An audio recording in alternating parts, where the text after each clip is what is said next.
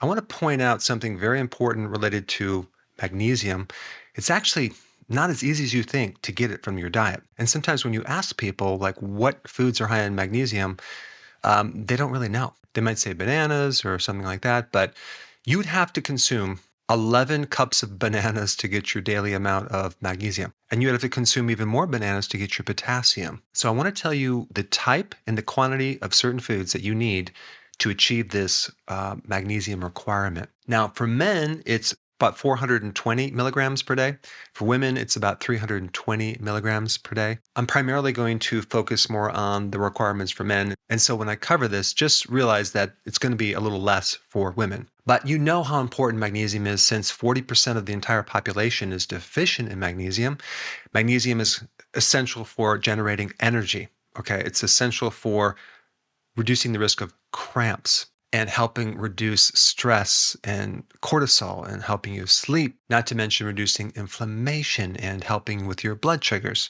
And on top of all that, if you don't have enough magnesium, vitamin D won't work that well in your body. And on top of everything else, there are certain things that will bind up or lock up or deplete your magnesium, like sugars, refined carbohydrates and grains, certain medications, phytates, which are in all the grains, whole grains, okay? And oxalates too, which bind up magnesium and calcium as well. So let's go through the list.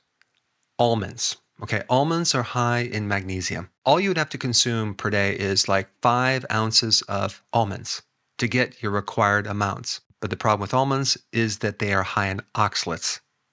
All right, the second food that has a good amount of magnesium, because it also has a lot of chlorophyll, is spinach. The darker the green, the more the chlorophyll, the more the magnesium. And all you would need is, if you had spinach, is like 2.5 cups of spinach to get your magnesium requirement. But the problem with spinach, it's also high in oxalates. All right, the next food is chocolate, dark chocolate. All you have to consume is a little bit more than about 6 ounces of dark chocolate to get all your magnesium. The problem with chocolate, it's also high in oxalates. What about avocados? Well, you'd have to have 7 cups of avocado. You cut it up and put it in cups to get your daily amounts. And that's quite significant.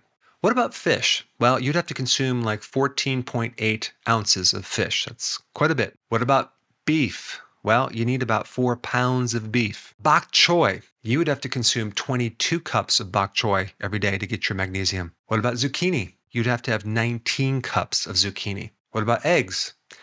You'd have to have about 67 eggs to get your magnesium, unfortunately. Eggs are really good for other things, but not necessarily very, very high in magnesium. What about like iceberg lettuce? You would have to consume 57 cups of iceberg lettuce to get your magnesium. What about romaine lettuce? You would have to consume 30 cups of romaine lettuce to get your magnesium. What about other dark leafy green lettuce type vegetables like Swiss chard or kale? Those two are good sources. You'd have to consume 3 to 5 cups per day to get your magnesium. Now, there's a little secret or a little hack that you can do to consume almonds and definitely spinach, okay, and other leafy greens that are high in oxalates. If you consume your spinach with a little feta cheese or other types of cheese in your lettuce, like I do every day, you can bind up oxalates with the calcium that's in the cheese, allowing the magnesium not to be bound up. Anyway, I wanted to bring this point up because a lot of people think, oh yeah, I'm getting enough magnesium for my diet, when in fact they're really not. And this is why some people use supplements to enhance their diet, because it's a bit difficult, especially if they don't have the right knowledge. Now, because of the censoring and the suppressing of the algorithms on YouTube, it's becoming more difficult to find my content. And there's a lot of content that I cannot put on YouTube, unfortunately. So to make sure you have full access of all my information, go to drberg.com and subscribe to my newsletter by clicking the link down below in the description. I will see you on the other side. Now that you know that, if you have not seen my other very important video on magnesium, I put it up right here. Check it out.